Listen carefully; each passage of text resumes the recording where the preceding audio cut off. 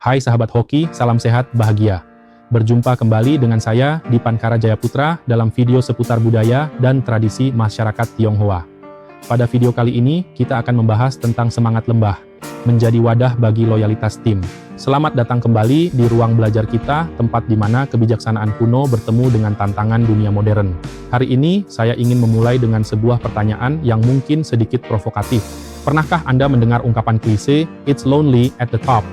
Sepi rasanya di puncak. Kita sering mendengar kalimat itu diucapkan oleh para CEO, direktur, atau pemimpin negara dengan nada setengah mengeluh, setengah bangga. Seolah-olah kesepian itu adalah harga mahal yang wajib dibayar untuk sebuah kesuksesan. Kita diajarkan sejak kecil bahwa hidup adalah sebuah pendakian. Kita harus mendaki tangga karier, mendaki status sosial, menjadi raja gunung, tapi coba kita renungkan sejenak. Jika Anda berdiri di puncak Gunung Everest, apa yang ada di sana? Pemandangannya indah, tentu saja, tapi suhunya membekukan. Anginnya kencang dan mematikan, oksigennya tipis. Dan yang paling penting, tidak ada kehidupan yang bisa tumbuh di sana. Puncak gunung itu tandus, kering, batu dan es semata. Sekarang, lihat ke bawah, jauh di bawah sana. Ke lembah, di lembah, suhunya hangat, tanahnya subur, sungai mengalir deras, hutan rimbun, padi tumbuh, hewan berkeliaran, kehidupan ada di lembah. Hari ini, kita akan membahas sebuah konsep dari Tao Te Ching yang mungkin akan membalikkan semua teori kepemimpinan yang pernah Anda pelajari di sekolah bisnis. Konsep ini disebut semangat lembah atau The Valley Spirit. Lao Tzu dalam bab 6 dan 66 mengajarkan kita rahasia yang aneh ini. Jika Anda ingin menjadi pemimpin yang benar-benar besar, berhentilah berusaha menjadi puncak gunung. Mulailah belajar menjadi lembah. Mengapa? Karena hukum fisika dari loyalitas dan kekuasaan bekerja persis seperti air. Mari kita bedah metafora air dan lembah ini. Coba Anda jawab pertanyaan sederhana ini, mengapa semua sungai besar, sungai Amazon, sungai Nil, sungai Kapuas, pada akhirnya bermuara dan tunduk pada samudra? Apakah karena samudra lebih kuat? Apakah karena samudra berkelahi melawan sungai-sungai itu? Bukan. Samudra menjadi raja bagi semua sungai karena satu alasan strategis, ia memposisikan dirinya lebih rendah dari mereka. Karena posisinya di bawah, seluruh air di benua itu tidak punya pilihan lain selain mengalir kepadanya. Samudra tidak perlu memaksa. Ia tidak perlu mengirim proposal atau memohon. Gravitasi alam semesta bekerja untuknya. Ia hanya diam, membuka diri, menjadi luas dan dalam, dan jutaan ton air datang menyerahkan diri kepadanya secara sukarela. Inilah ego leadership versus valley leadership. Banyak pemimpin modern terjebak dalam ilusi puncak gunung. Mereka memimpin dengan ego. Bayangkan tipe bos seperti ini. Mungkin Anda pernah memilikinya, atau jangan-jangan Anda sedang menjadi bos seperti ini tanpa sadar. Bos puncak gunung selalu ingin terlihat paling pintar di ruangan. Dalam rapat, dia bicara 90% dari waktu yang ada. Jika ada ide bagus, itu harus datang dari dia. Jika ada bawahan yang punya ide brilian, dia merasa terancam. Dia berdiri tinggi di atas podium, memberi perintah ke bawah. Akibatnya, dia terisolasi. Karena dia ada di atas, air tidak bisa mengalir naik melawannya. Timnya akan diam, pasif, dan hanya menunggu instruksi. Bos ini mungkin merasa kuat, tapi sebenarnya dia kering. Dia tidak mendapatkan nutrisi dari timnya. Sebaliknya, pemimpin lembah memimpin dengan kerendahan hati strategis. Perhatikan kata kuncinya, strategis. Ini bukan kerendahan hati karena minder atau tidak percaya diri. Ini adalah kerendahan hati karena dia tahu cara kerja energi. Pemimpin lembah berani berkata, "Saya tidak tahu. Bagaimana menurut Anda?" Pemimpin lembah tidak memotong pembicaraan staf magang. Dia mendengarkan, dia menampung, dia menyerap. Dan karena dia memposisikan dirinya sebagai wadah yang menampung, seluruh ide liar, kreativitas terpendam, dan loyalitas tulus dari timnya mengalir deras kepadanya. Lao Tzu berkata, "The valley spirit never dies." Semangat lembah tidak pernah mati. Kenapa? Karena dia selalu menerima aliran baru. Dia selalu segar. Mari kita bawa ini ke contoh konkret kehidupan kantor sehari-hari. Bayangkan ada sebuah krisis di perusahaan. Penjualan turun drastis bulan ini.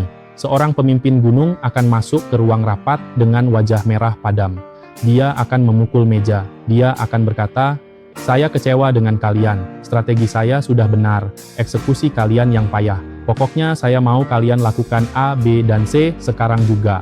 Apa yang terjadi pada tim? Mereka ketakutan. Mereka menutup diri. Mereka menjadi defensif.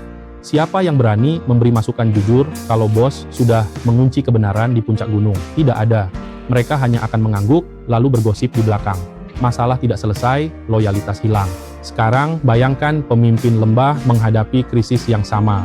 Dia masuk ke ruang rapat dengan tenang. Dia duduk, mungkin bukan di kursi paling ujung, tapi di tengah-tengah tim. Dia membuka data penjualan, lalu dia menatap timnya dan berkata, "Teman-teman, kita dalam masalah serius. Angka kita merah. Dan jujur, saya tidak tahu persis di mana letak kesalahannya. Mungkin saya melewatkan sesuatu. Saya butuh bantuan kalian. Apa yang kalian lihat di lapangan yang tidak saya lihat dari meja saya? Rasakan perbedaannya." Saat pemimpin merendahkan dirinya, mengakui ketidaktahuan, meminta bantuan, dia menciptakan kevakuman. Dia menciptakan lembah. Dan secara alami, manusia punya naluri untuk mengisi kevakuman itu. Tiba-tiba, staf sales yang biasanya diam angkat bicara. "Sebenarnya Pak, pelanggan banyak komplain soal fitur baru yang ribet." Staf marketing menambahkan, "Iya Bu, dan harga kompetitor sekarang lebih murah." Informasi mengalir, solusi muncul. Tim merasa memiliki masalah itu bersama-sama karena pemimpinnya tidak memborong tanggung jawab sendirian. Mereka loyal bukan karena takut dipecat, tapi karena mereka merasa didengar. Mereka merasa dimanusiakan. Inilah paradoksnya, dengan merendahkan diri, wibawa pemimpin itu justru naik. Dengan mengaku tidak tahu, dia justru mendapatkan jawaban paling cerdas. Pertanyaannya sekarang, bagaimana kita melatih semangat lembah ini? Karena jujur saja, ego kita tidak suka berada di bawah. Ego kita ingin dipuji, ingin terlihat hebat. Saya menawarkan 3 langkah praktis untuk mentransformasi gaya kepemimpinan Anda dari gunung menjadi lembah. Langkah pertama, praktikkan mendengarkan agresif. Biasanya kita mendengarkan secara pasif, hanya menunggu giliran bicara. Pemimpin lembah mendengarkan secara agresif. Artinya, Anda mendengarkan untuk mengerti, bukan untuk menjawab. Dalam setiap interaksi minggu ini, cobalah aturan 80/20. Biarkan lawan bicara Anda, baik itu bawahan, klien, atau pasangan, mengambil 80% porsi bicara. Tugas Anda hanya 20%, bertanya dan memperdalam. "Oh ya, ceritakan lebih lanjut. Apa maksudmu dengan itu? Kenapa kamu merasa begitu?" Jadilah wadah kosong. Biarkan mereka menuangkan semua isi pikiran mereka. Anda akan kaget betapa banyaknya informasi berharga yang selama ini terlewat karena Anda terlalu sibuk bicara. Dan bonusnya, orang sangat menyukai pendengar yang baik. Mereka akan merasa Anda adalah orang paling bijaksana di ruangan itu, padahal Anda hampir tidak bicara apa-apa. Langkah kedua, berikan kredit, ambil tanggung jawab. Ini adalah hukum aliran energi lembah. Ketika ada kesuksesan, dorong itu ke atas, ke tim Anda. Ini hasil kerja keras Sarah dan timnya, jangan ambil panggungnya. Tapi ketika ada kegagalan, tarik itu ke bawah, ke diri Anda. Ini tanggung jawab saya sebagai pemimpin karena kurang memberikan arahan yang jelas. Kedengarannya merugikan? Tidak. Ini adalah investasi jangka panjang. Ketika Anda memberikan kredit, Anda tidak kehilangan apa-apa. Justru Anda sedang menanam benih loyalitas yang sangat dalam. Tim Anda akan berpikir, "Bos ini aman, dia tidak mencuri ideku, aku mau kerja sama dia selamanya." Dan ketika Anda mengambil tanggung jawab atas kesalahan, Anda menciptakan rasa aman psikologis. Tim Anda jadi berani bereksperimen dan berinovasi karena mereka tahu Anda adalah jaring pengaman di bawah yang siap menangkap mereka jika jatuh.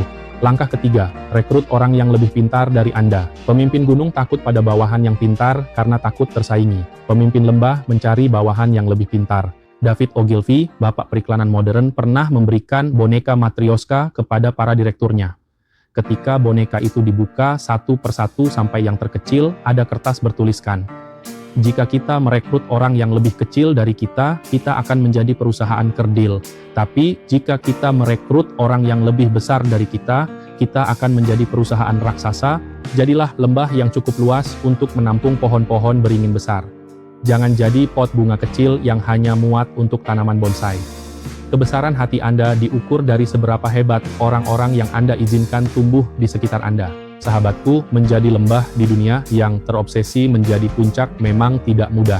Diperlukan kepercayaan diri yang luar biasa besar untuk bisa rendah hati.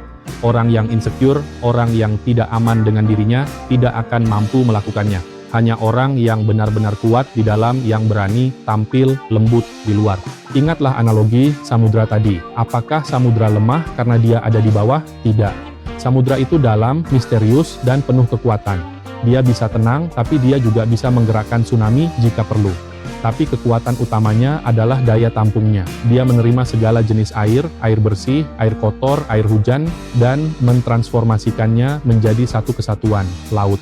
Di era modern ini, di mana karyawan, terutama Gen Z dan milenial, menolak otoritas yang kaku dan menuntut makna dalam pekerjaan, Gaya kepemimpinan lembah bukan lagi pilihan, itu adalah keharusan. Mereka tidak butuh bos yang berdiri di atas kepala mereka butuh pemimpin yang berdiri di bawah, yang menjadi fondasi, yang mengangkat mereka naik.